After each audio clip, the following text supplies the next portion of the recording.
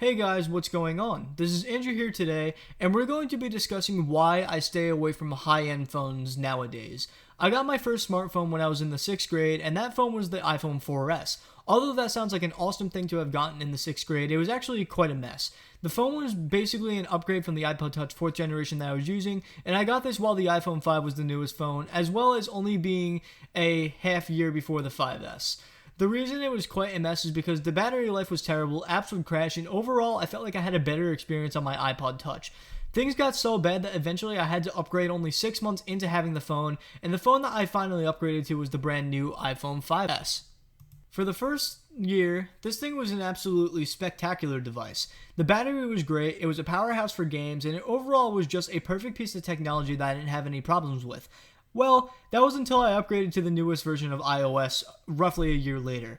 Right after doing that, the phone was really slow, the battery was bad, and the thing would legit crash out of nowhere. My lesson from this was to simply stay away from updates due to the potential of it killing my phone, although things have gotten better over the years when it came to performance with new updates because I upgraded my mom's iPhone 6S a while back to a new iOS update when I was waiting to get my new phone and it performed just fine. Back then, for some reason, whenever I upgraded an older phone to a newer operating system, it would just basically kill the phone.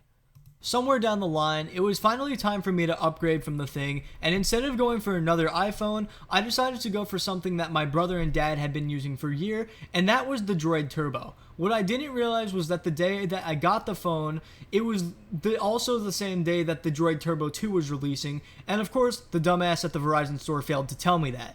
Regardless, I chose not to give back the phone, and it was probably the best decision that I ever made. The Droid Turbo was the flagship phone from Motorola at that time of my purchase, but the thing is, Motorola has always been a company that gives high quality products at a budget.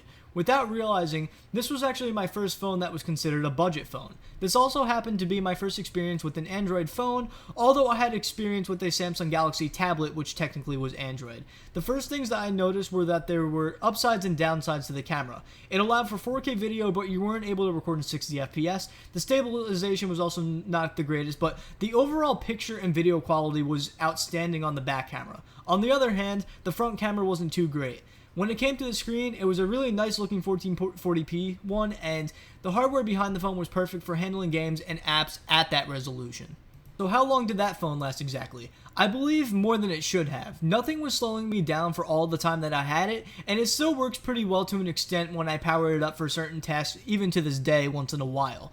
The one thing that went on with the thing was the battery though, and that was the major reason I decided to upgrade. If I remember correctly, I had that phone for about 2 years before the battery started crapping out on me, but everything else about the phone was perfectly normal. Yes, I could have easily made the phone last longer by getting another battery, but my upgrade was available and I figured that it was time to look for a new phone. Basically, the battery kept dying at like 53%, 70%, and recently it's gotten even worse to where it dies if I unplug it from the charger. So let's talk about the next phone.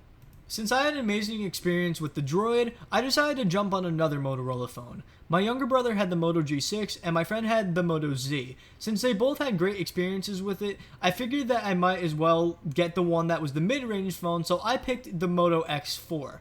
This, just like the Droid, was another perfect pick for me. Since it was a mid-range phone, everything that it featured was alright. The camera wasn't iPhone quality, but it was still decent. The processor wasn't Samsung quality, but it still ran everything great. The battery wasn't the best, but it was still able to hold up. Although it definitely wasn't my favorite phone that I've had, it no doubts is the longest lasting smartphone that I had ever used. And I got the phone in March of 2018, keep in mind. So when it came to the phone as well, every app ran perfectly. I wasn't having any issues, there was no slowdown, but performance was mediocre, just to talk about that. So finally, when I tried to upgrade, initially I tried upgrading to the Razer Phone 2 in holiday of 2019 to get something that could do great emulation, but the phone wasn't compatible with my service carrier, so I ended up using the Moto as my main phone, and the Razer kind of like an iPod Touch, where I was just downloading games on it and not having a service plan. July of 2020 was when I finally decided to upgrade to a compatible phone, but that was only after I broke my SIM card tray in the Moto.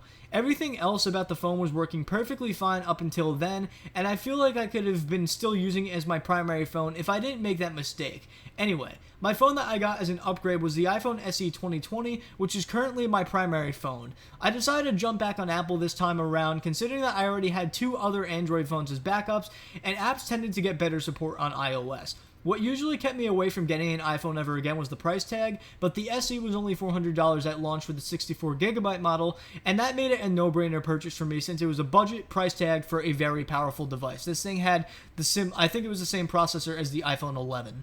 Today, I'm using that iPhone as my primary smartphone and my Razer phone 2 as my secondary phone. When people see me with 2 phones, they often have a misconception that I'm spoiled or rich, but in reality, my SE was $400 and my Razer was $300, so as it all turns out, I spend less on 2 phones than a majority of people spend on 1. From this point forward, I see myself going this route for buying phones because it honestly is convenient to have both an Apple and an Android phone, and on top of that, it seems that these budget phones end up lasting as long, if not longer, than the top of the line Samsung and Apple devices. In the end, they're both behind by the next year anyway. So what happened to my Moto? I still use it whenever my other phones die, and it hasn't had any issues with the performance, which goes to show that the budget doesn't always mean that you're going to be going for garbage. Anyway guys, that's why I don't buy top-of-the-line phones anymore. I really feel like my purpose of getting a phone is to have it for basic tasks and some extra stuff on the side. You know, sometimes it's cool to be able to run some games, but it doesn't need to have the best camera, the best performance, or the best battery life. One thing that it has to have is a reasonable lifespan. I feel like with that expectation, it means I really can't go wrong with any phone, because if we're talking budget phones last pretty much as long as high-end phones, then I mean, at that point, I can just jump on anything and pretty much be happy with it. So, thank you all for watching this video. I will see you all in the next one.